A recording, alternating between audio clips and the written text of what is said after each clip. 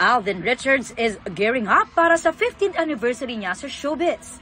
Ang espesyal na milestone na ito, gusto raw i-share ni Alden sa mga sumuporta sa kanya mula nang nagsimula siya sa industriya noong 2010. Sa Instagram, may patikim na sa kanyang gaganaping anniversary fan meeting. Soon ay i-reveal na raw nila ang detalye para rito.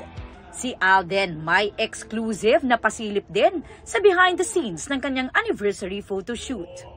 Nami-miss ko lang doing events like this, to be immersed in the presence of my supporters, kasi ever since a lot of people who really know me personally, I never really neglected the fact that time is a very valuable gift you can give to someone, most especially your supporters, diba?